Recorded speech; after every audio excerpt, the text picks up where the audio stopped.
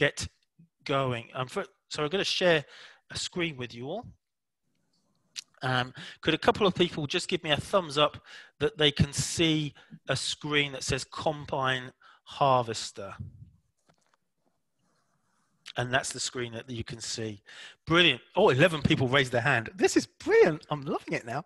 Okay, so welcome to the Combine Harvester. It's a joint event between the Traidcraft Exchange and the PLC.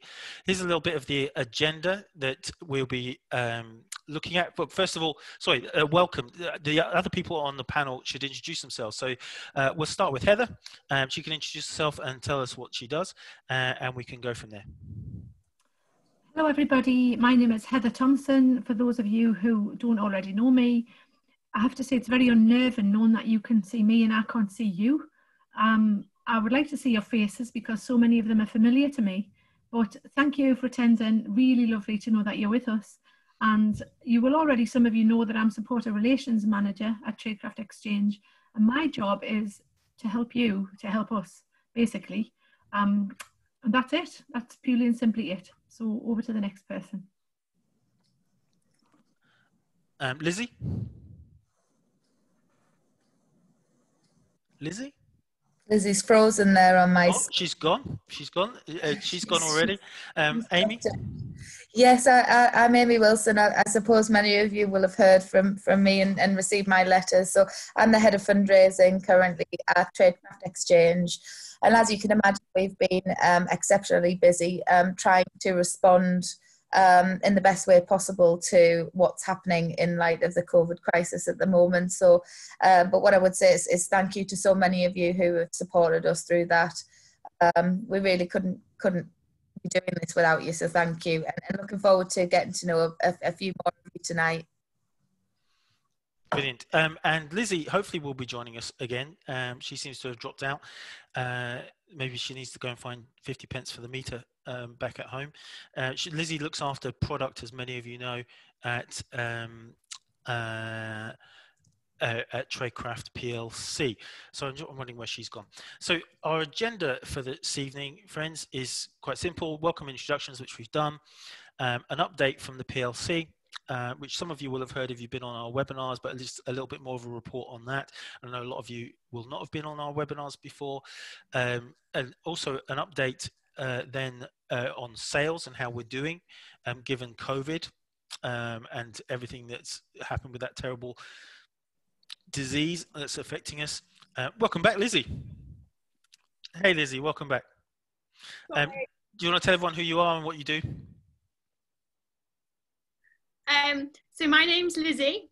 So I work in the product circle at Traidcraft, and I look after the Traidcraft branded products and do the development of that.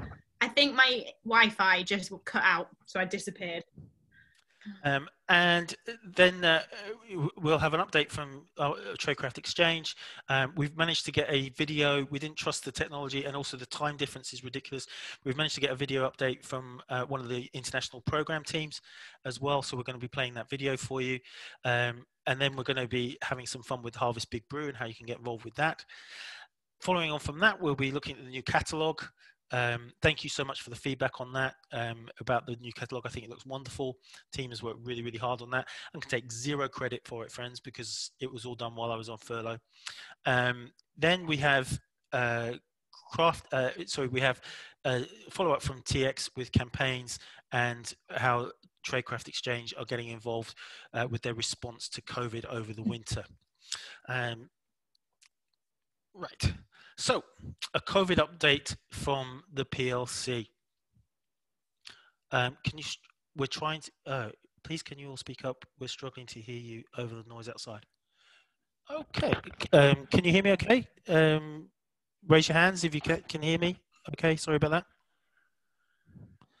Great, fabulous. Oh, look at that. Everyone just raises their hands, brilliant. Sorry about that, Susan, if you can't hear us over the sound there. I was hoping the head mic would work. Oh, okay now. Brilliant. Fabulous. I just needed to put it a little bit closer. Right. So, and then friends, do feel free to interject as well.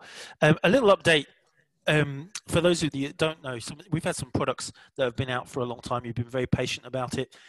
Truly, it's been a debate in whether at some point we should get on a plane and see whether we can rectify this problem. Sugar. When we made an order of sugar at the end of last year, there was a mix-up on the order, which we've told you about before. And then with COVID, it was one of the areas where we've actually had a real difficulty being able to make contact with the people who produce our sugar, because they were on lockdown themselves, and people were not being able to work. So we have a little secret, not secret update, but a hopeful update that we are working on getting sugar back into the building.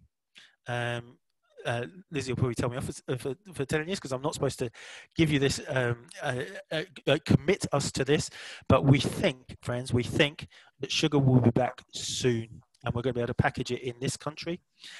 We did a little survey on the Facebook page about what sizes of packaging that people would want.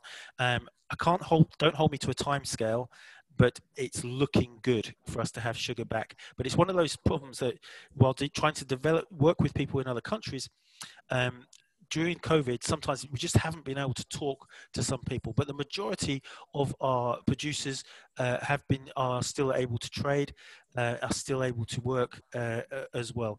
Lizzie, is there anything you'd like to add to that? Any news from any other producers that have been affected by COVID at all?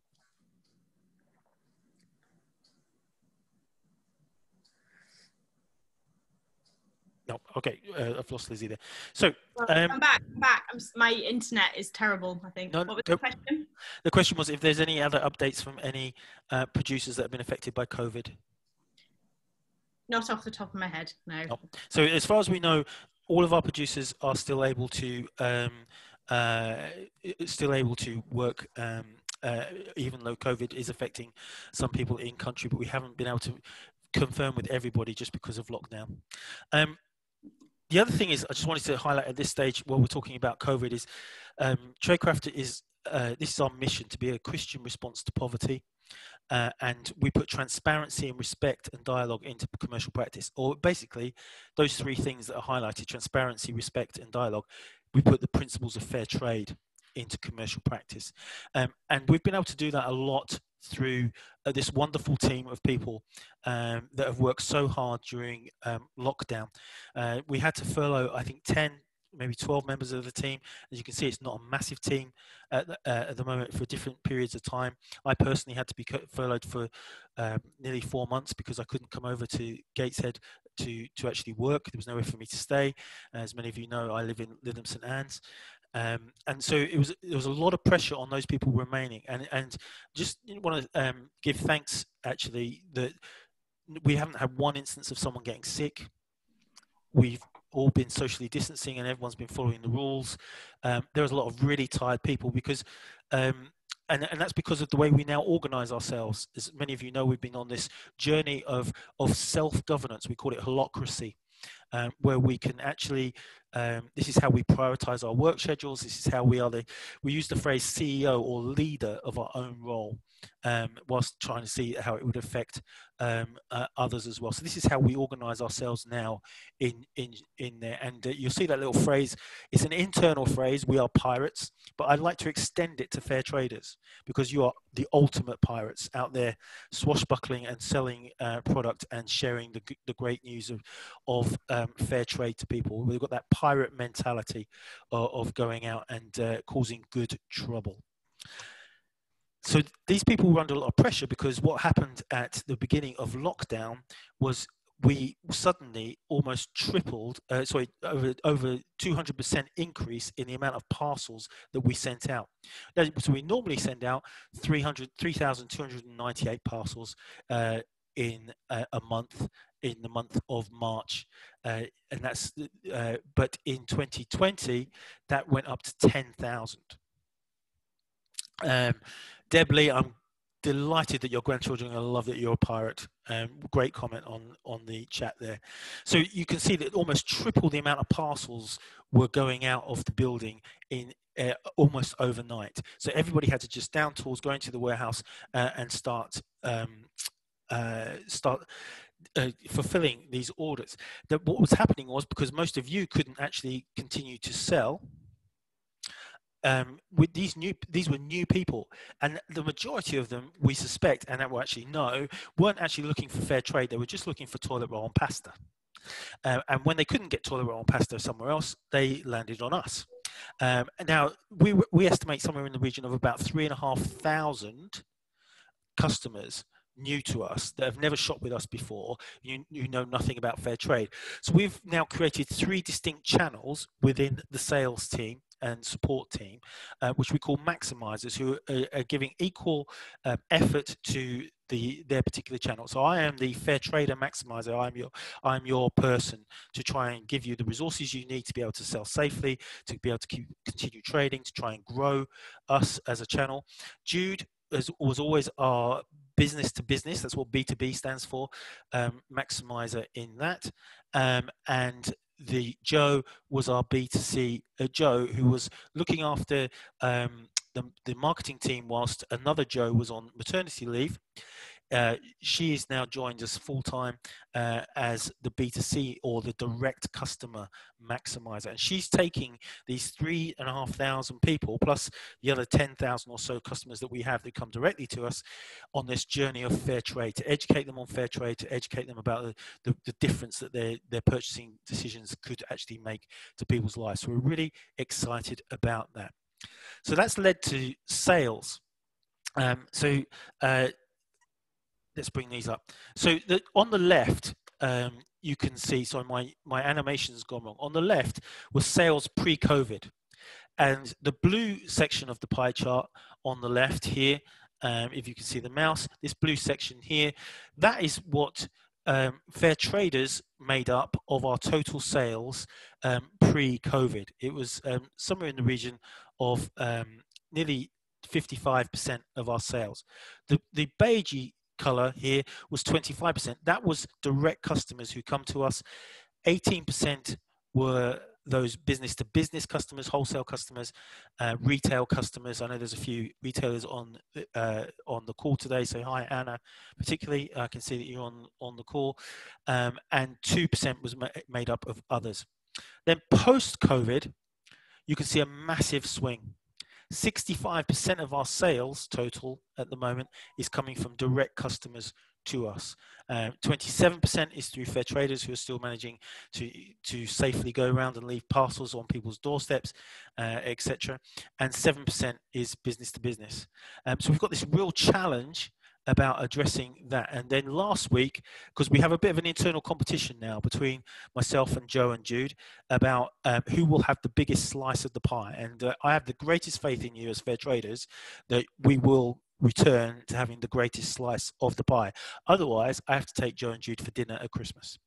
And you can see last week we started to hit back. We were 34% of sales compared to the direct customers, 39% of sales. So thank you. Keep going. Please don't let it cost me dinner at the end of the financial year. So what does that mean in terms of volume of sales? Well, actually, friends, we are 92% of budget. In terms of what we said we would do at the beginning of the year, we are 92% of what we said we would do. So we said we would do 1.8 million by this, and we are at 1.74 million, so 92%. So thank you for helping us keep doing that, and we're keeping hold of costs. We're in a really blessed situation, but now we're going into the most difficult one. Normally, fair traders would be 65 to 70% of our sales this month, and of course we can't put a stall out on the back of church at the moment. So we're expecting a really tough September, a really tough October, and a really tough November. But we are grateful and thankful that so far we are doing so well against budget. Right, so that gives you a little update on sales. I'm going to hand over now to Heather, who's going to introduce the next part of the presentation. Okay, can you hear me all right? Yeah? Show of hands. Yeah, we're going to do show of hands there, Heather. Okay, that's great. Thank you. Well, first of all, I'd just like to reiterate a warm thanks for you joining us and say how pleased we are to be cooperating with Traidcraft PLC over this. It's a really nice opportunity for us to get together.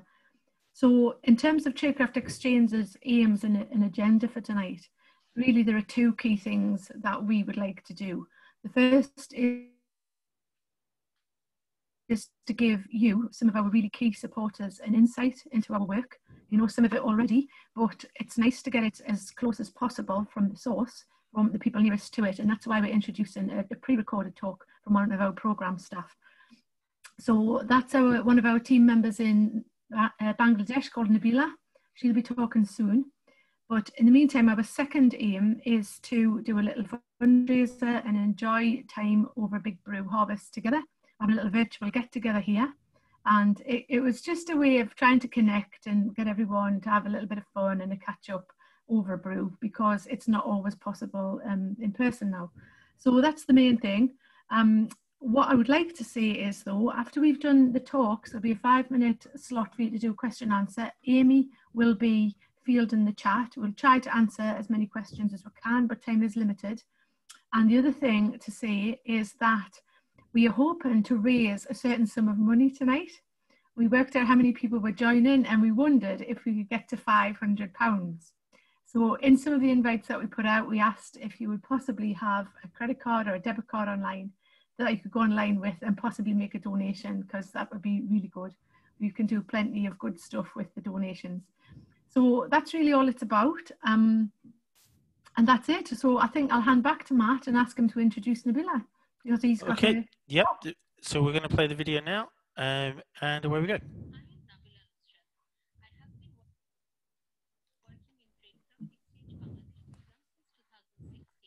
I can't hear that, Matt. I don't know. No sound, Matt. Same issue. In a consultancy firm as a monitoring officer. I was working in a donor-funded project, but back then I was really unsure if I really wanted to pursue my career in this sector. For the sake of my job, I had been to a lot of field visits, but sadly I was never fully satisfied with the work I was doing. Then I got an opportunity to work with Traidcraft as a program officer. Right after I joined, I was sent to a field visit. It was an end evaluation being conducted by an external firm of a project named ALO. There I got an opportunity to observe several interviews of direct beneficiaries. I just can say that when I returned from that particular visit, hearing all the women and their life-changing stories in their own voices, I immediately knew that this is the job satisfaction I was lacking, and this is the motivation I was looking for to become confident about my career goal. In my last 4 years in Traidcraft, I have been a part of the cause of thousands of people's happiness. I have contributed to bring about social change and improvement in the quality of their life.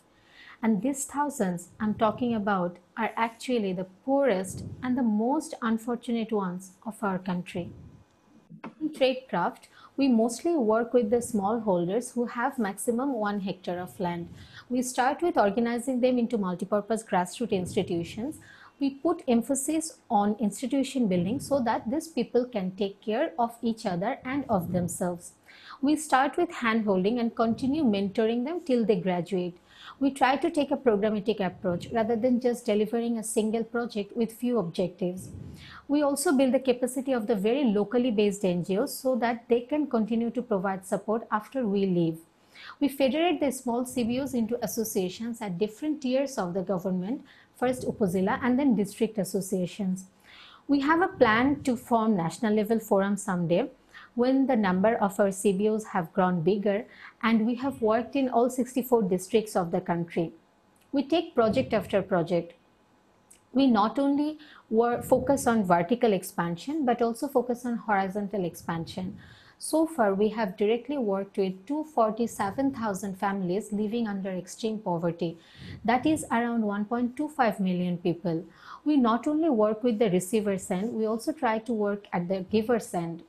We work with the public service providers and acquaint them with our methodologies, such as how to increase their outreach, how to develop their skills on client-centered service delivery, and sensitizing them about the rights of marginal and smallholder people, so they can benefit all the farmers who are within their current jurisdiction.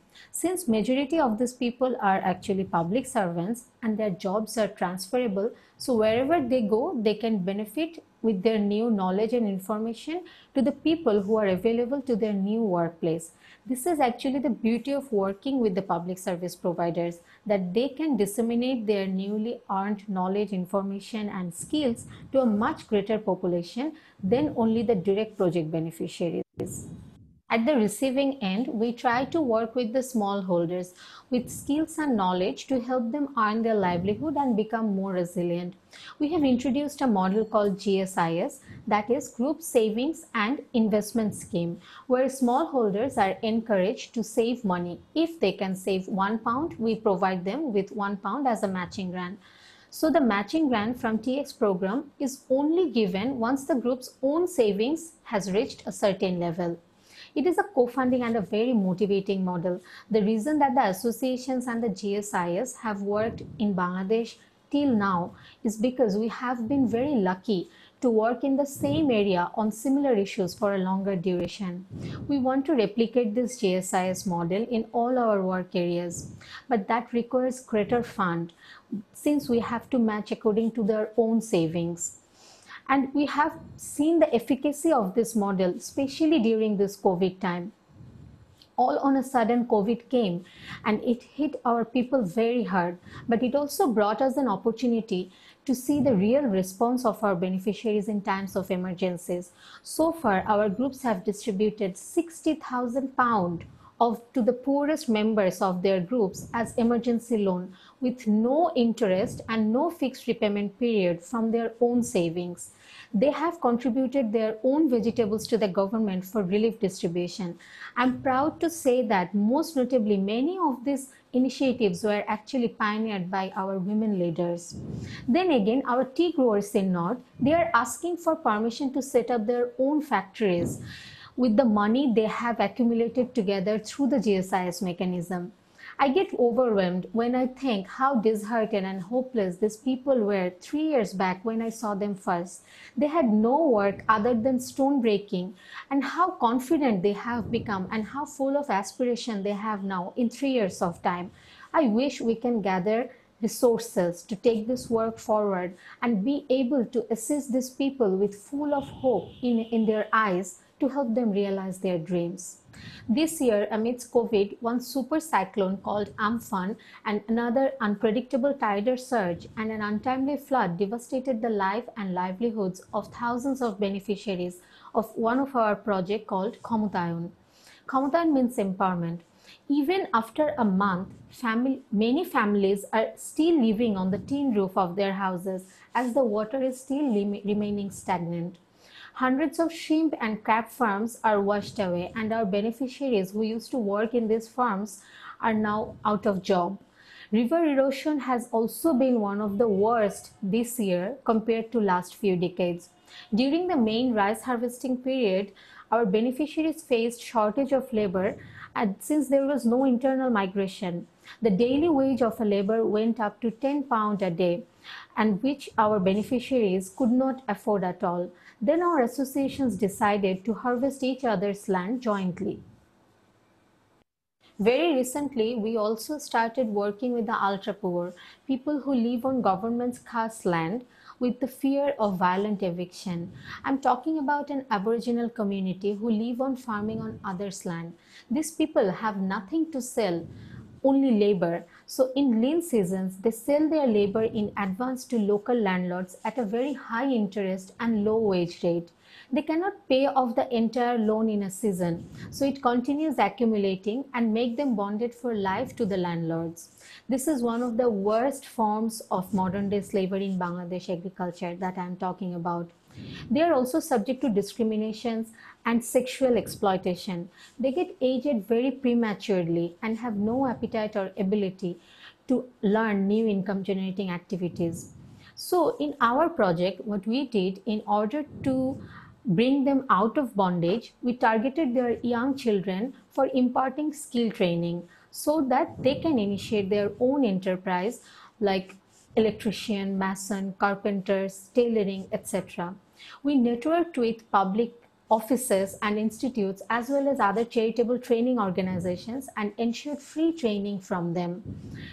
After successful completion of these trainings, we'll provide them with equipment toolkit and machines like sewing machine, carpentering toolkits, etc., as well as provide them basic business training so that these people can start earning for their own families. We need at least £300 per family to bring them out of this disguised slavery. These days, when I go visit these people and see their gloomy faces, I feel more passionate to work for them so that I can see turning these faces into smiling ones very soon. I am now. Okay, back to just before we go back to Heather, to carry on. It was lovely to hear. I appreciate that some of you were struggling, and we will work on putting subtitles on the video for next week, so that if you want to watch it again, you'll be able to see hear clearly. It can be yeah, it can be it can be clear for you. Sorry, I just got totally distracted there. While we were watching that, I realised I hadn't kept to my word about doing question and answers at the end of each section, and I just done a section on sales. And I believe there was a question. Amy, is there a question from somebody regarding the figures that I gave? You're on mute. Yes, the 92% sales figure you quoted, Matt. I think we had a couple of people who were just questioning, is the 92% your target for the whole year, or is it just to September? Year to date to September. Very good question. It's the year to date till September, and I did notice that I've got one of the dates wrong. So I was comparing 2019 sales amount of parcels to 2020 COVID lockdown parcels there for someone who asked that as well. Sorry, Lizzie. There's one more. Is that 92% of annual sales budget or 92% of what was hoped for by September? Year to date, hoped for by September. Hopeful by September. So so as of the end of last week, we are 92% of budget or target. We call it budget internally. When I grew up in sales, it was always called target, but we call it budget now. So that is our internal jargon. So back to Heather, who's going to go on to talk about the Harvest Big Brew, and I'm going to chow down on my wife's wonderful, you've got to see this, date slice. It's very good. Okay, thank you, Matt. Can I just ask, I've been having surreptitious bites of cake in the background during Nabula's talk, and I see Matt has a cake. Can you raise your hand and let us know if everybody else has one? Matt, is anybody else eating cake apart from us? Certainly, there must be some cups of tea and coffee. Yeah, that's a necessity. No, but we. Right, okay, well anyway, first of all, we've already thanked you for joining this Big Brew Harvest virtually. And one of the things we'd like to encourage you to do is consider having another Big Brew Harvest yourselves, according to the usual pattern, but a la 2020, to take into account the new constraints upon our social movements. A socially distanced Big Brew Harvest or virtual ones would be really possible, given the fact that we've provided resources for you online to do that. So we do have a link which Amy will put into the chat for you, and according to the usual tried and trusted pattern, we've got the usual resources. We've got a sermon, a PowerPoint, a nice recipe, we've got a quiz and various other little bits and pieces which we hope you can use to have your own event if you so choose. It would be really good if you could. It would be really nice for us as well. There is a link, as I've said. You can do that now if you want. You can sign up. But if you do need any support in holding an event, just let us know. You can email me directly. I think Amy put my email address in the chat function earlier. And you could also contact us at hello@traidcraft.org. So that's the first thing. Now, I thought that you might quite like to join us for a little bit of a quiz. And it's not the same quiz that is on our website as part of our Big Brew Harvest. It's one that I designed specially for this event. And I did a dummy run of it with Amy and Matt earlier. Now, I'm not going to tell you how well they fared on it, but it was a draw. So, does it count as a draw if you didn't get a mark? I got none out of 5, friends. None out of 5. I'm not really sure how entertaining they found it, but I enjoyed myself immensely. So, I do like to design these things. So, perhaps if you would like to participate in this quiz, I'm going to read the questions out for you now. There's only 5. And if you would like to put the answer, if you think you know the answer, put it in the chat function. And as soon as somebody gets the right answer, Amy will tell us. And then we'll go on to the next question. Okay? Ready? I'm sorry about the light, by the way. I thought I had a blackout blind and I'm going to have to take it back. Okay, so first question. In Anglo-Saxon times, what folk decoration was given pride of place at the harvest festival in the hope of securing a good harvest the following year? Oh, that was quick. Bingo, bingo. Hey, who was that? Fast on the buzzer. Sorry, I'm just trying to see the name on here. We had an answer from, I'm sorry, I can't see your full name. Goodness, there's loads of correct answers coming up here. Karen Dowen. Well, Karen, well done, and everybody else. It is indeed a corn dolly. I'm going to send all the. We will get the email address and we will get in touch with you, and we will send you a 40th anniversary travel mug for being so fast. Everyone who gets these right. There you go. Karen Downard, well done. Well done. That was really fast. I don't think I'd finished the question. Okay, the next one then. Early English settlers in North America invited Native Americans to share their celebration of their first harvest in the New World. In what year did the Pilgrims hold their first Thanksgiving? Oh, David Lewis in 3 seconds. David Lewis, wow. Excellent. Great. Okay, here's one. Spit out my cake here. That was so quick.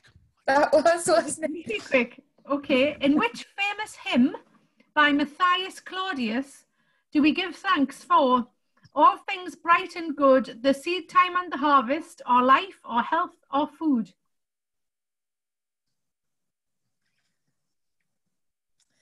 Oh, we've got Catherine Naylor with the correct answer there. Fastest finger first. Catherine Naylor, we plough the fields and scatter. Well done, look at all these coming through. Now, I have to say that I misled Amy and Matt, because when I practiced before, I sang it to the tune of All Things Bright and Beautiful, and they got it wrong. Anyway, next one. What is the meaning of the Old English word Hayfest, from which the modern English harvest is derived? Hayfest. What does it mean? Heather, you stumped them. Oh, we've got Rosemary. Rosemary's first there. That's brilliant. Rosemary first there, and the answer is autumn. Well done, Rosemary. Phillip. Okay, now this one. It is estimated that the number of hungry people in the world could be reduced by up to 150 million if female farmers had what?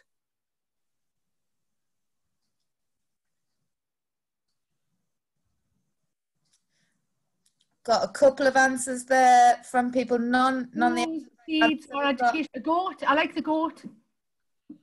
A goat, yeah. Water, tools, access to training. That's close. I asked my daughter this, and she said a slow cooker. I think the closest one we've got is Deb Lee, Heather. I think yeah. Deb. Yay! Who's this one? Elizabeth Knight. Yeah, that's it. Yeah. The answer is equal access to resources as men. Well done, Elizabeth. So it's estimated that the number of hungry people in the world could be reduced by up to 150 million if female farmers had equal access to resources as men, which of course is what our work is all about as well. So, right, that's the end of the quiz, I'm afraid. There's only 5 questions. If we have time later on, we could do a couple more. I'm sure Matt and Amy will enjoy that. Raise your hands, friends, if you want one more question. Or 3. There we go. Another question? Yeah, Shall we carry on? You've got 17, 20 people that would like another question. So one more question, yeah. Okay. Who famously said, "No race can prosper until it learns that there is as much dignity in tilling a field as in writing a poem"? Who said that? No race can prosper until it learns there is as much dignity in tilling a field as in writing a poem. Close, Christine.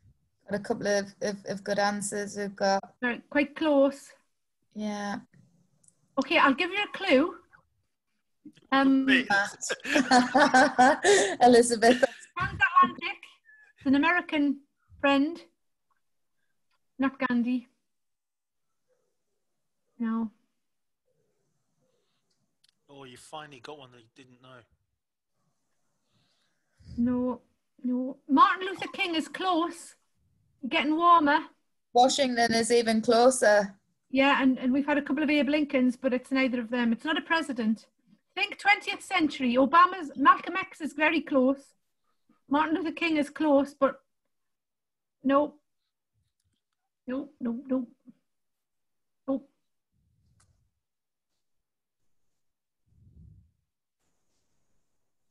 Should we give them the answer, Heather? Yes, I'm gonna have to reveal the answer, and the answer was Booker T. Washington, the civil rights campaigner. That free mug's going to have to stay in the warehouse until next week, I think, on that one. There you go. Right, so thank you everybody for that. Okay, so moving on. This is the fundraising update. Oh yes, please. Sorry, Amy. Yes, go ahead, update us. So far, thank you to the 6 people so far have donated. £115 have been raised. Thank you ever so much for those people who've donated. Thank you. Very kind of you. Thank you. Well done, everybody. We'll have more from Traidcraft Exchange in a moment, but now we're going to come on to the meat of the evening from a PLC point of view, and that is the new look catalogue. Could you give me a show of hands if you've received your catalogue? Fabulous. I'm hoping that the 92 people on the call, 92 of them have received it, or that some of you don't know how to raise the hands in a webinar. Fabulous, brilliant. So we're up to 40 people there. Oh, hang on. Can you hear me? Okay. Is that better? Sorry, this thing's very sensitive. It has to be closer to my mouth. So I'll speak up a bit and we will go from there. So hopefully you've all received your catalogue, and many of you have contacted us. In fact, we got some notes from the board and probably from my boss, which is my wife. I had an hours-long chat about how brilliant she thought it was. So Margaret Newton, you haven't received yours. Email me and we'll get that sorted out for you tomorrow. And Yvonne, thank you so much for your check for £60 to Traidcraft Exchange today. We appreciate you've got to go, but bless you for joining us. So the new catalogue, we're really, really proud of it. We've tried to go for more of a magazine feel. Here's some things that you may or may not have noticed. There are more pages, so over 170 pages, fewer products per page, so the pictures can be bigger. And it's more of a casual read as well, and the quality of the picture in a lifestyle situation is meant to enhance the reading pleasure of it. And we've listened to you. We've brought together a bigger print as well there. Marion is asking why there is a Cafe Direct advert. Largely, Marion, I'll be dead honest with you, is because they pay us to put an advert in there, and it helps us keep the cost of the catalogue down. Also, to celebrate that magazine feel, we've got more articles in there. This is an article about veganism. There's articles about how we make the catalogue. There's a map and an interactive act as well. highlights in there though. For me, it didn't make, some of you have been asking, it didn't make it in time for the photography, but Exotic Fruit Muesli has got its new eco-friendly packaging and is back on sale. We've also got the decaf and the storage tin, which is a lovely thing there, and one of my wife's favourites, dark chocolate covered ginger, which I have to say, as wonderful as the catalogue is, one criticism of it is the picture of the actual ginger doesn't do it justice. I hope she won't mind, but Anna Bowman said they're like the size of conkers when we saw this. They're really great, and apparently I'm not into chocolate covered ginger, but my wife says it's particularly special, so get some of that. And that with that also came back chocolate covered raisins as well. One of the highlights for us last year, friends, and I know for many of you it's not something you've indulged in because it's not something that fair traders have traditionally sold, but it's our hampers. We have a range of several hampers, and we've increased that range this year because of the phenomenal success that we had of seasonal food. It was massive. It was well over £250,000 worth of sales, many of those being hampers being bought by direct customers who for presents. I know many fair traders see hampers as a risk, but it might be worth your while just trying one hamper and maybe putting it into the Christmas raffle, if your church does that sort of thing, and I appreciate not all churches do, or seeing whether you can take orders for them. But the hampers were really a big seller, and I know it's not something that traditionally that fair traders have looked at, but I'll just let you know what your customers or your customer type is actually ordering from us this year. If you've not tried a hamper before, do try one. And then there's a link back to Traidcraft Exchange. Carumba juice. I got to try this the other day. I think I tried the one on the left there on your screen. It was absolutely fabulous stuff. It's a project that Traidcraft Exchange worked with to bring this product to the market. It's a limited edition. Once it's gone, it may not well come back, but it has brought employment and it has brought finances to this particular group of people. It's been a really great, and it's an ambient product. It doesn't need to be stored in the fridge, so that makes it very user friendly as well, and gives it a long shelf life. In terms of craft highlights, you'll be really delighted to know that crystal glass is back. I know many of you missed that. We've also this is our standard everyday glass, which is just wonderful. It is made from 100% recycled glass, and we're going to try and keep this range as a staple for when you break a wine glass, which only ever happens when I'm doing the washing up. So when that happens, you'll be able to replace those wine glasses nicely, or those highball glasses, and we've introduced the hurricane lamp this year as well. So it's really great to have crystal glass back in the fold. We've also brought back a couple of years ago. We had a lovely range of better quality glass, higher end glass from Nguanwe. And we've brought that back as well, which is in the catalogue. Beautiful craftsmanship in the Nguanwe glass. But last year, Kirsty and I just went to the autumn fair at the NEC. This is before COVID, when we were allowed to go out and do stuff, and we walked. Kirsty is our craft buyer, and she was one of these Fitbit things, and apparently we walked 17,000 steps that day, which was I was tired. She was just marching through autumn fair, and we came across a couple of ethical and fairly traded companies we thought we want to introduce them to you. We want to give them a wider platform. We want to encourage them where they're not up to fair trade standards. We want to, well, they do things fairly, but do they know really about the world of fair trade? Can we encourage them to go further into that? One of those is Cycle for Good, who are a really wonderful company, great ethos. They're taking old inner tubes and turning them into wallets and keyring holders and glasses holders. They're absolutely fabulous products. It's a really lovely, it's coming out of Malawi, and is employing nearly 500 people to make these products out of old cycle inner tubes.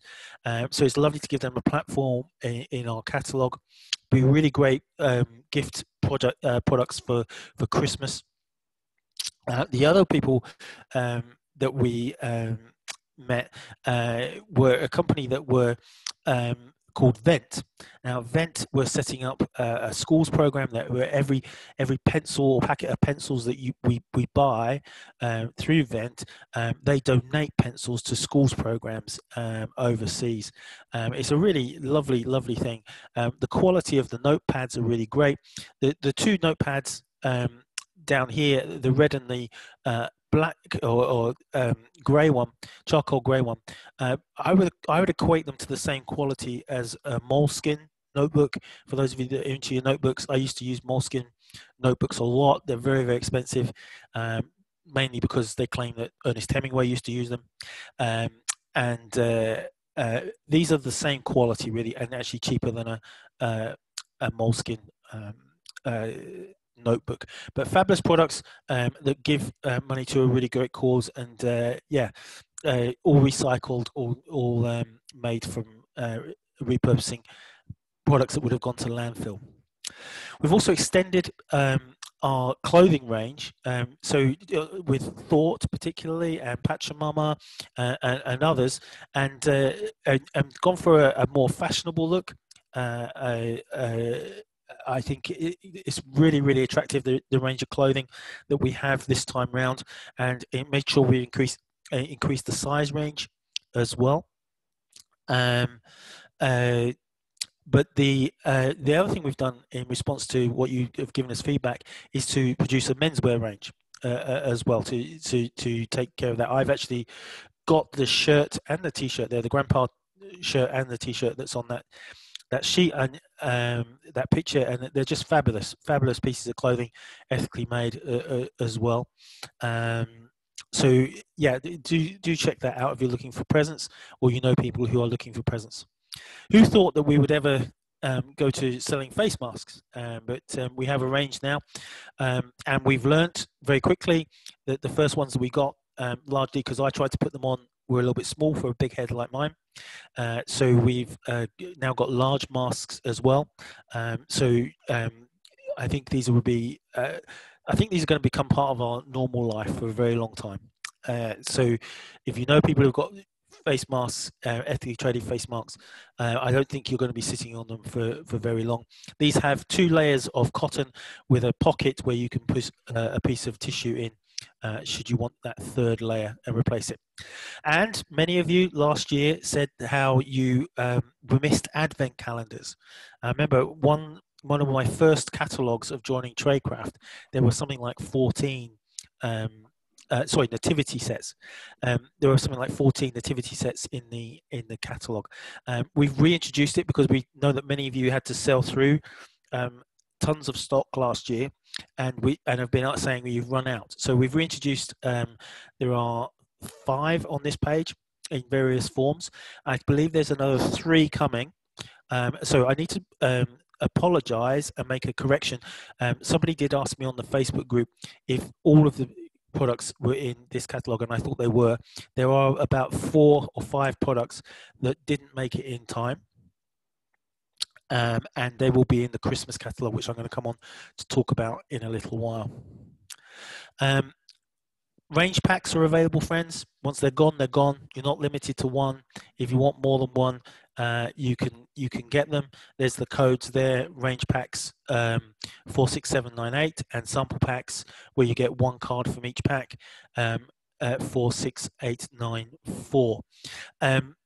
We are working on a digital poster, which will be like an information booklet for your customers, that they can get a good look at all the cards, so you can forward it on to your customers as well. Trading safely this season. Many of you have been contacting us about that. We really understand and appreciate that churches are only allowing 30 people in, or you're not allowed to set up your store. There's no teas and coffees afterwards, and for many people are finding that very, very difficult. Not to mention that you can't sing in church as well. It's an incredibly difficult time to know how to worship and to have a warm welcome to people, which I really earnestly hope is sorted by Christmas, when so many people go into church maybe for one time in a year. So trying to work out how to give a welcome to people in that environment is going to be very, very difficult. We want you to stay safe. We want you to follow the guidelines, as they said. Please follow the rule of 6. If you are going to run a stall, it's best to follow the risk assessment that's being done by your venue. So if it's a church or if it's a school, you need to be part of their risk assessment. Things to consider are one-way systems. Do you allow people to handle the products? Maybe you need signs up that say, please don't handle unless you're buying. Do you take cash? Do you not take cash?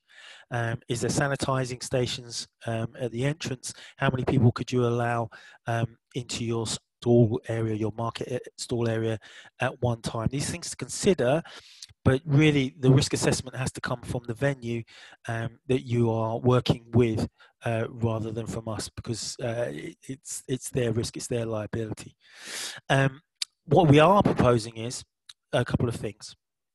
The first thing is that we have lifted the limit on the amount of catalogues that you can have. Normally it was 10, then you had to pay for them. Well, you can get them in maximum order of 20, but if you need another order of 20, please order them. All I ask is, could you self-regulate on that? Please don't order 150 if you don't need 150. If you need that, though, we will get them to you. Also, please use the customer order pad as well. It's a carbonated pad.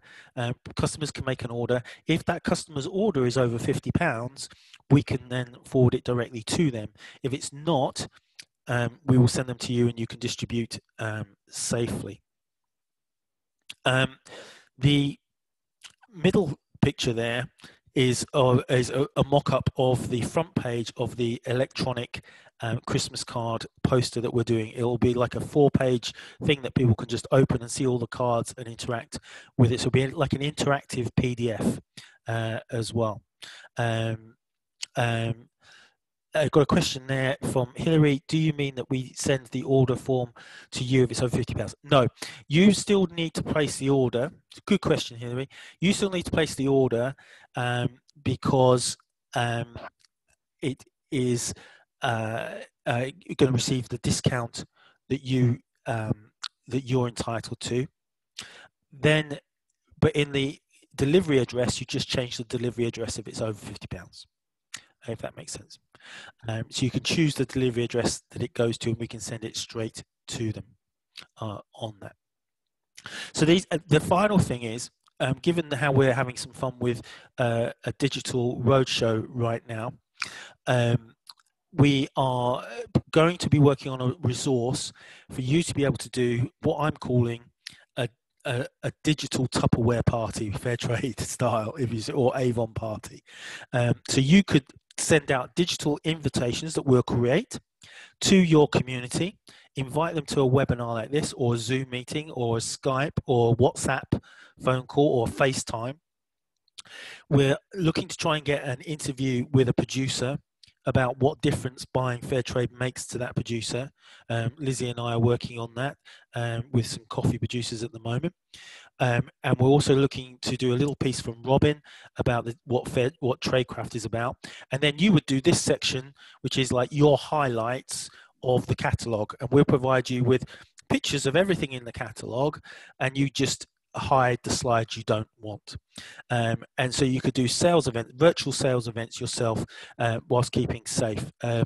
These were going to be available to you from probably mid-October. I know some of you are used to starting going starting to go much sooner than that. But what we're hoping is that because of the nature of these events, you will be able to elongate your sales season. Normally, fair traders buy everything now in September.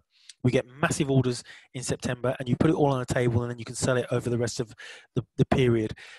We appreciate you're not going to be able to do that. We hope lots of small events will take place, and you'll elongate your selling season. And then what normally happens is, just at the moment when you are looking to stop selling, all the direct customers start buying as well, because they're starting to look at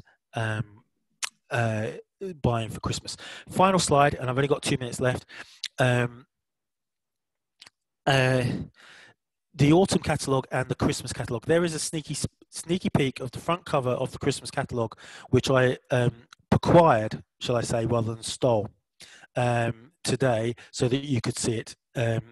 The Christmas catalogue comes out at the beginning of November. So many of you say, why do you do it? Why do you do it? So initially, the Christmas catalogue is aimed at the direct to mail order customer, the B2C customer. That's what it's traditionally looked at. What happened was, when we sent that out, some of your customers would come up to your store because for some reason historically, which we've apologized for, we asked you to get your customers to be in touch with us direct. We're not going to ask that. We're really not going to ask that at all ever again in my time at Traidcraft. But because of fear of missing out, or FOMO, fair traders wanted to know what was being sent out. So we send you a copy of the Christmas catalogue. You can use the autumn catalogue for the whole season. You can use the Christmas catalogue for the Christmas part, and then go back to the autumn catalogue till the next spring catalogue comes out. But that's the reason why we send it. And people say, well, what about the cost? Well, friends, it actually increases our sales by about £80,000 a week when we send that catalogue out. That's why we do it. It's as simple as that. You use it or you don't use it, whichever you prefer. The final thing we are going to be doing, though, so you know, is we're looking to, because we're in a desperate selling season and things are different, and I want to be really transparent with you. We're going to be looking to put adverts in the Christian press and probably inserting a Christmas catalogue in the Church Times. To all 22,000 people that receive the Church Times. We're looking at the Baptist Times as well. Maybe we'll do that. Maybe we'll do the Methodist Recorder, if that still exists, and other magazines to reiterate our heritage, to point people towards their fair trader in their church if they have one, and if not, to come directly to us. So we will be, yes, Christianity Magazine, we're in conversation with them as well, Louise. So all of those, so we just got to work out on budget where we can get the most because we can't afford to spend too much. And we are looking at Life and Work magazine, Karina, and thank you for the idea about reform for the URC. I didn't know about that publication. So we're looking to that over the next couple of weeks to get those out in November.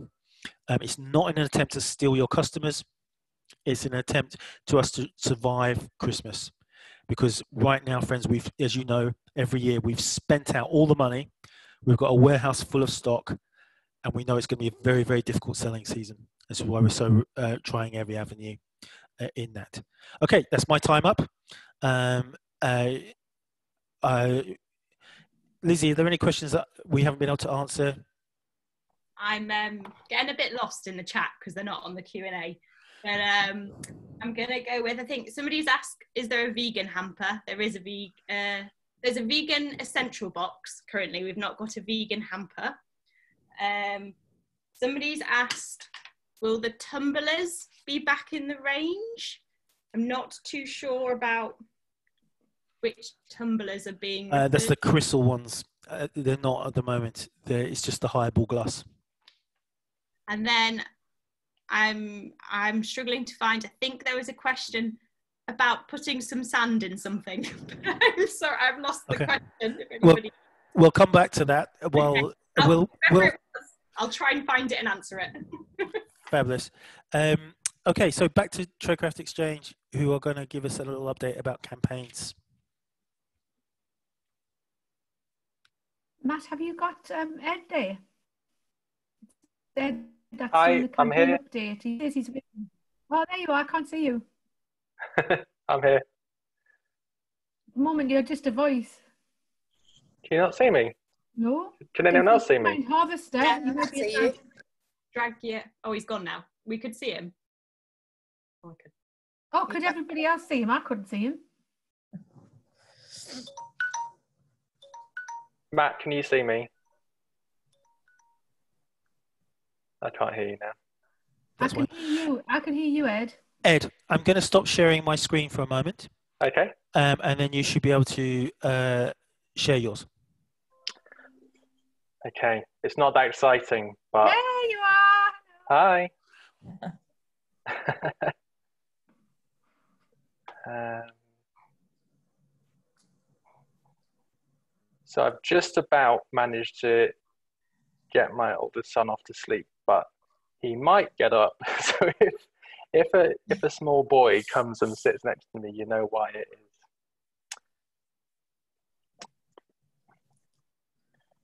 It says host disabled participant screen sharing. Oh dear. Anyway, that gives me a chance.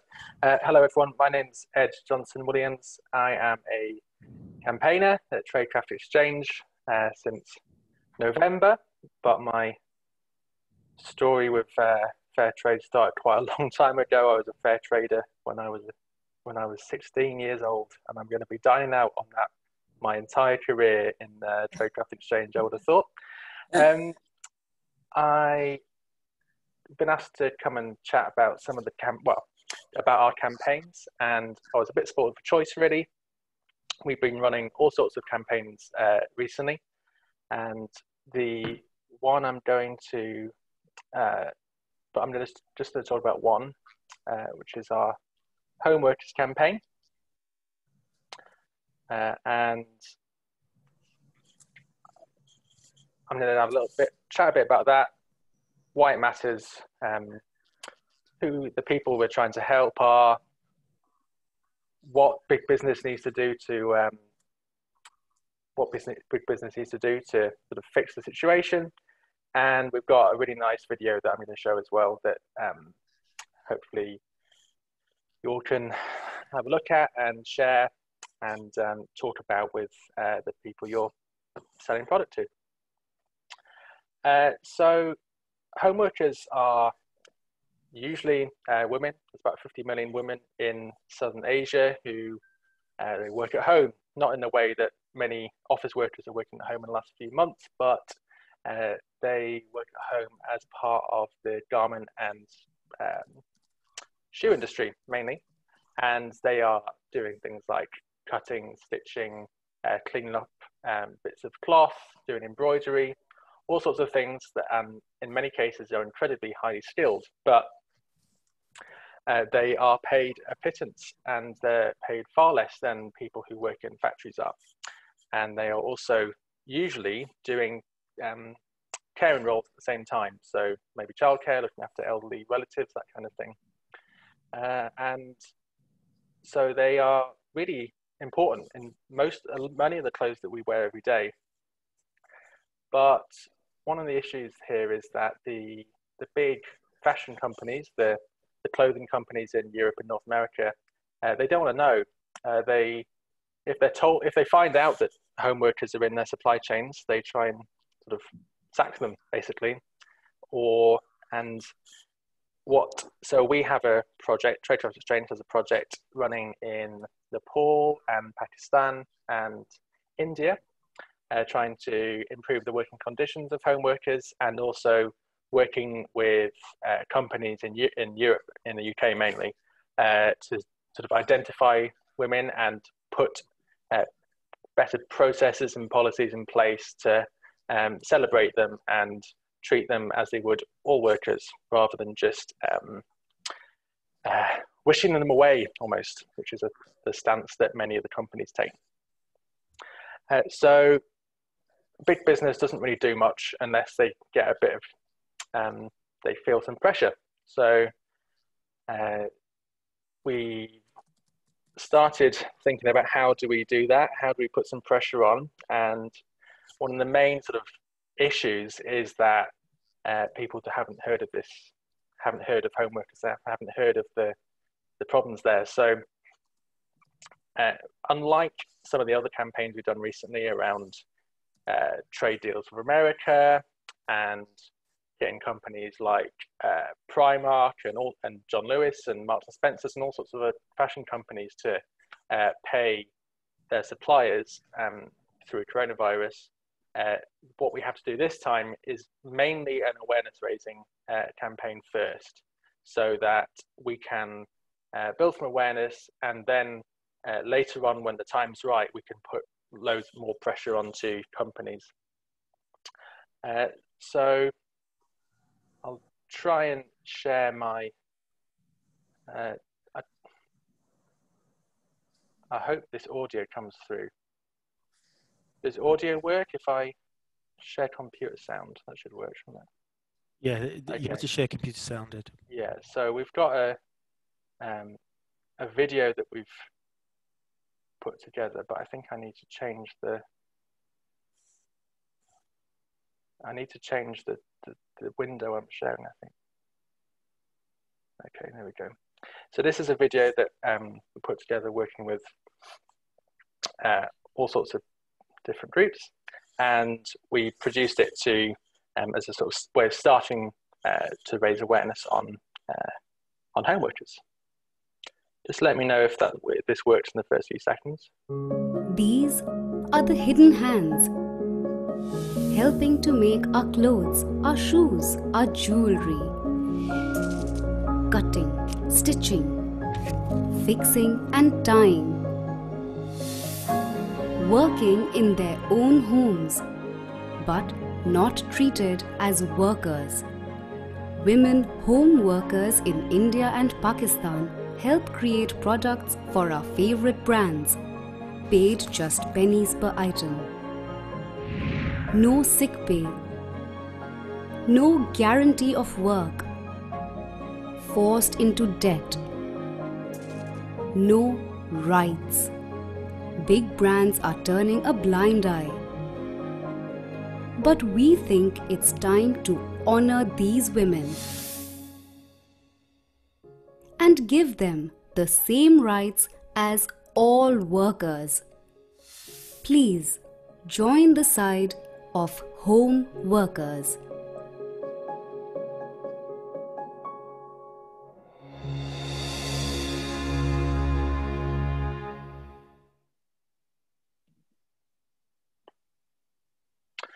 Okay, so modern campaigning is often digital, and more so now than ever, because of coronavirus. And I think because we've had very little chance to kind of get out and really talk to people about the issues, things like video and sharing video online is one of the sort of biggest tools in our toolbox at the moment. And so I think what would really be great from fair traders like yourselves is when you see things from Traidcraft Exchange, just to help out a bit, to share that content, share the campaigns, tell people at your stalls or your digital Tupperware events, love that by the way, about what we're doing, as well as the new products and that kind of thing. So what we hope will happen in the future with the Homeworkers campaign is, so we've got a sort of lightweight petition that is bringing in people who haven't necessarily heard about the issue very much yet, and then in the next few months, or potentially a bit longer depending on how things go, we will be talking directly to some of the major fashion brands and sort of using those petition signatures as a kind of evidence of some kind of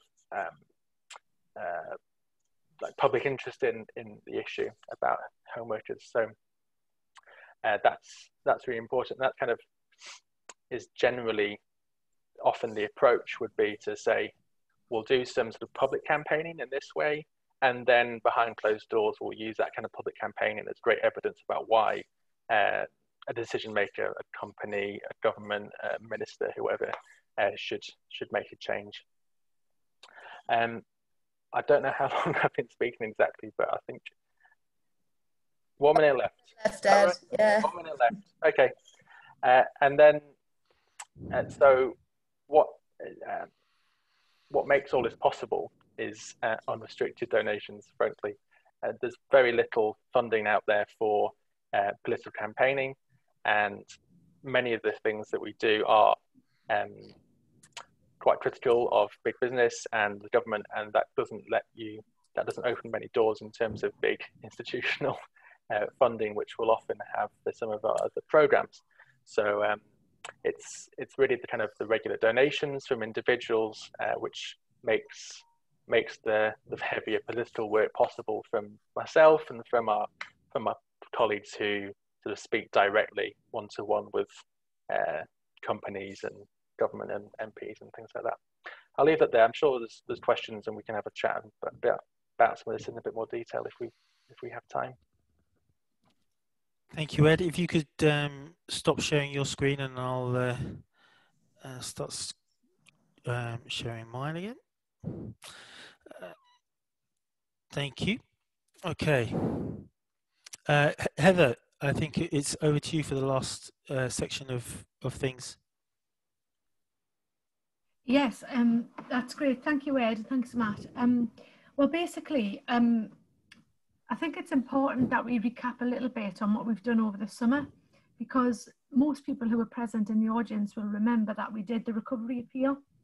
And I have to do a massive thank you to everybody who donated to that, because that recovery appeal raised over £250,000. £250,000 was raised through that. And that generosity, I have to say, I'm not entirely surprised, because I've been at Traidcraft Exchange a long time and I know the type of supporters that we have. But the very generosity of that size of appeal meant that we could get soap and food to thousands of vulnerable families who needed help in the wake of the coronavirus. So that response is overwhelming, and I really don't think we can overestimate the importance of it. But going forward, we need to think about what happens next, because as always, there's more to do. And the crisis continues, particularly in India and Bangladesh and in parts of Africa. You'll see on the news every day. So our programme team, and also we in fundraising, are gearing up to work out how best to support our activities overseas. We're going to continue in our winter appeal. We'll be basically raising funds to continue to provide food and soap in the worst affected areas. But we're also going to have to look to the future and think about how to mitigate the long-term consequences on vulnerable communities of the coronavirus. So by way of example, many people will be familiar already with Traidcraft Exchange's Mukti project. Mukti means freedom in Hindi. And it's working with really disadvantaged communities in both India and Bangladesh and on the border between the two. So in India, it's dealing with Dalit communities who are disadvantaged socially by their untouchable caste status. And the Adivasis are a tribal people who are very much marginalised because they're not recognised by the Bangladeshi government. So historically and to the present day, these groups have been extremely persecuted. And as a result of this, they've fallen into debt bondage. They're basically modern day slaves. So our project has a twofold approach. It liberates them from the slavery that they've fallen into, the debt bondage. But in order to make that intervention sustainable, we have to give them the life skills to be able to maintain themselves through alternative livelihoods. So skills training for young people in these communities is extremely important. And that project has been really successful to date. But just to make this real, we've been told of one woman who was interviewed by Nabila's colleagues, Nabila who spoke earlier, and she said that she had been forced into hard labour for 3 years to pay off her astronomical debt that she had accumulated by taking loans from a very unscrupulous landlord, a landowner locally. But the point to note is this landowner is probably also her landowner. She's probably a tenant, an illegal tenant on his land, because she doesn't have any land ownership. So it's probably, the level of power he will have over her will be astronomical. So she worked for 3 years, hard labour to pay off this debt, the sum total of which was a princely sum of £9. So this is shocking. It really puts it in perspective, the kinds of struggles people have, which is not on the same scale that we think of. Even though our liberties have been constrained recently in the UK, it's just not comparable. So we have to think about going forward what we're going to do with this, and we basically have to continue to rescue the victims from slavery, and we also have to make sure that they continue to get the skills training so that they are more and more resilient, because as COVID continues and economic opportunities flounder and are threatened and jeopardised, the greater the risk that they'll slip back into debt. So we can't have that happen. It'll reverse everything we've achieved so far. And this is a very groundbreaking project, mixing the two themes of giving livelihoods and bringing them out of slavery. So we really need to keep up the momentum in that line of work, and our winter appeal will be really focused on that. But it's also important to mention that this is just one line of work that we do. We're doing similar things in other areas of the world as well. And I also wanted to touch very briefly on what Ed said about his campaign work. Campaign actions are extremely important because they they put pressure where pressure is needed. And it's only through unrestricted funding that we get from appeals and through members of the public as well that we can act independently. Our policy and campaigns work is particularly vulnerable to it's very vital that we keep that absolutely transparent and that we keep it independent of government funding or grant funding. So that's another reason why the winter appeal is just going to be so important going forward. And that's really it. I can't really say anything more than that, except to say that, as always, we have ways that you can help us do that. We've already talked about Big Blue Harvest. We've talked about campaign actions. Ed's mentioned those and the importance of them. We've got raffle tickets now, which have just been launched, which are virtual as well, if you want to do the socially distant raffle sales. And our ever popular, really, really popular Gifts for Life range is back. We've got a new range, new cards, really nice versatile gifts for Christmas coming up. And really, you can buy as many of them as you like. We were happy to supply them. So that's all from me, from our side. And again, I've got to just say it over and over and over again, how much we really depend on your support and how grateful we are for it. That's the story I want you to take away. Thank you so much. Thank you so much, Heather. We're coming towards the end of the evening now, friends. We've got about 7-10 minutes maybe. And so if there's any questions that we haven't answered, I see that a couple of people have got their hands up. Sylvia and Jenny, Tony, Jenny, you're first. I'm going to open you up and allow you to talk. So if you could just keep it brief, and we'll try and answer as much as possible. You'll need to unmute. Oh.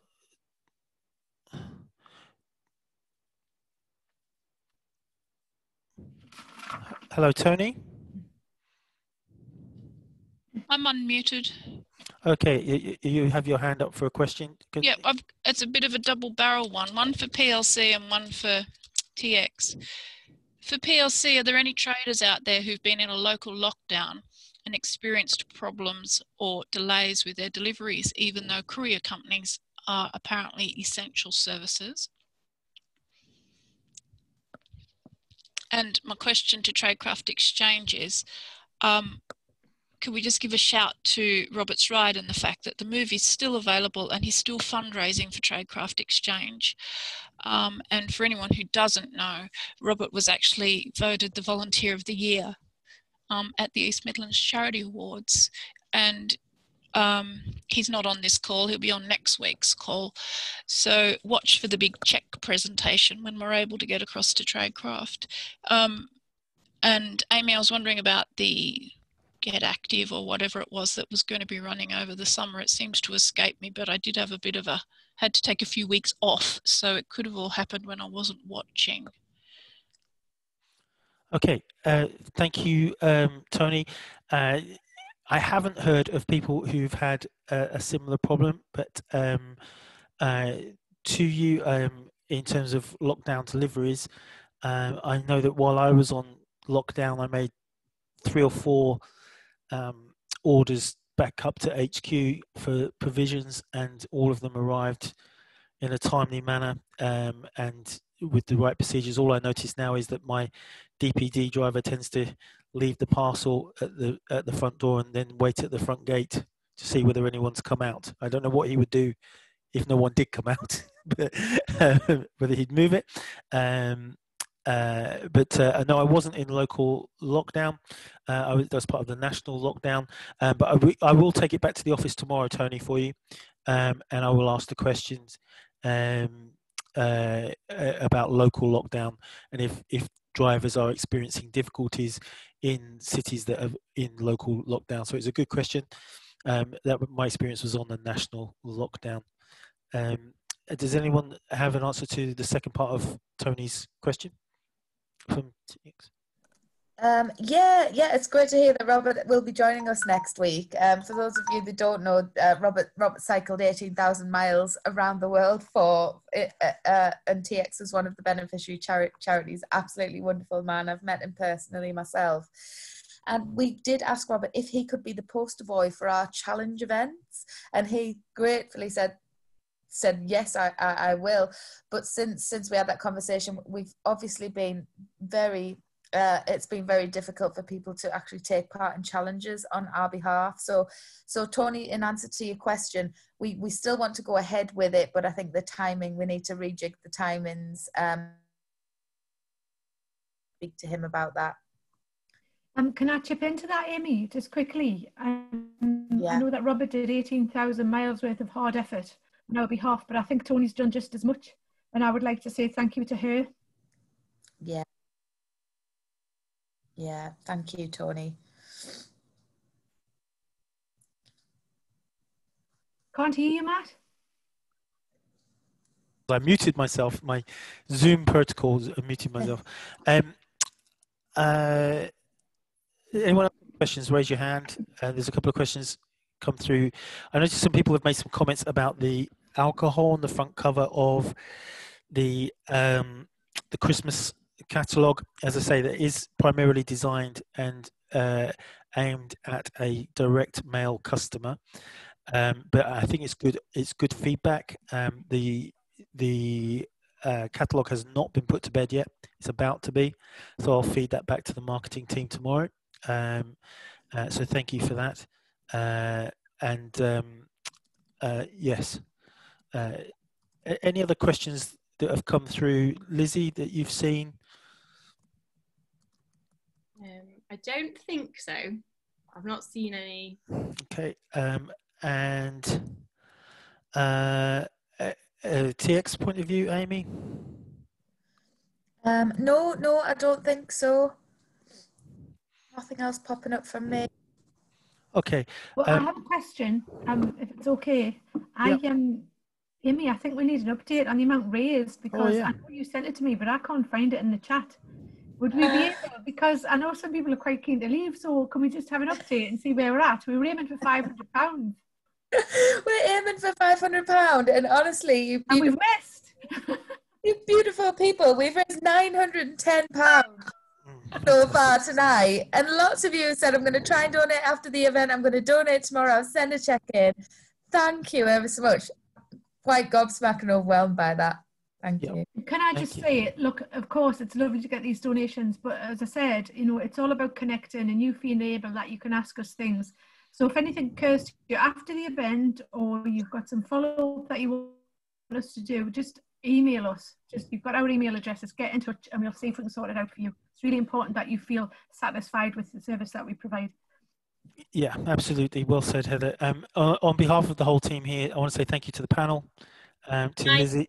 Before you finish, I found a question about the Christmas card poster.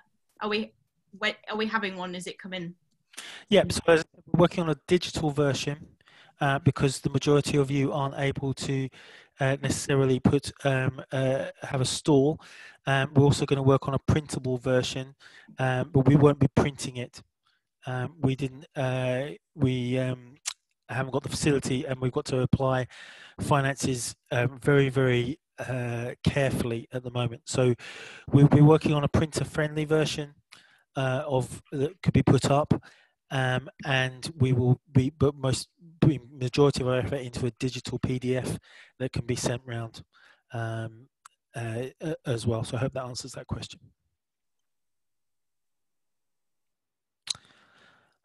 I've got a question there. Is the chat being saved so questions can be answered later?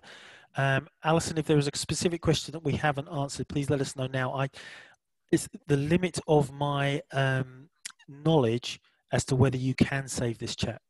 I don't know if it will disappear when you lose it. I think you do lose it. I think we will lose it. So Alison, I'll give you a minute. I'll give you a minute, or anybody who hasn't had their questions answered, while I'm wrapping up, to shove that question up or raise their hand just while I finish up here. Will there be any offers prior to harvest on cookies? Sorry, will there what? Will there be any offers prior to harvest on cookies, etc.? Good question. I don't know. Because we did do it. We did do a pack last year, didn't you? Traidcraft did a pack for events last year, kind of big brew pack. Is that what it's in relation to? Yes. I honestly don't know. There is an offer. I promised you all a discount if you attended tonight's meeting. In fairness to the people who are coming next week, we will release the code for the offer, and we're going to give you a 10% discount on your order, usable once, and we'll give you 2 weeks rather than when we're face to face and you have to give me the order that night. So once we finish the meeting next week, the discount will be on all crafts, Marion, as normal. Doesn't apply to range packs and sample packs. Just as we've always done before, it'll be on crafts for you there. So just as a thank you for that, thanks, Marion. It's a very good point of distinction there. Some items in the catalogue are not yet in stock. Yes, we are.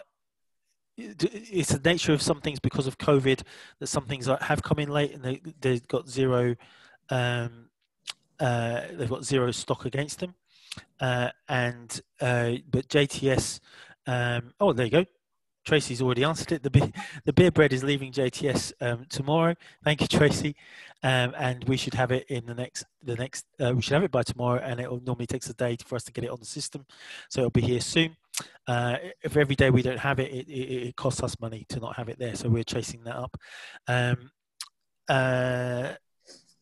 Where are we? How do you get the code, Sally Harrison? We will email it to you. Sally, we've got the list of participants from this meeting. We can download a report from that, and we will email each of you that. Oh, there you go. Thank you as well. Apologies for the beginning friends when I didn't realise you were all in the room, but you are most welcome. It's been, as I say, I've reached an age. I was 49 last week. And I've reached an age where I don't do technology very well. You suddenly realise you're getting old when you don't do technology. Youngster, thank you, Marion. I just miss being able to see you. I miss being able to interact with you, have fun.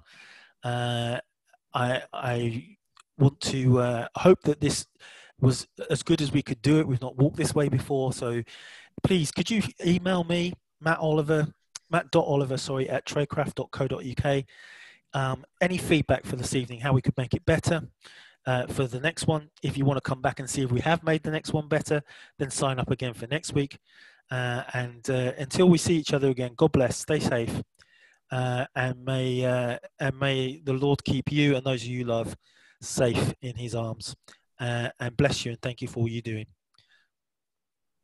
Good night. Thank you, everybody, and thank you, Matt.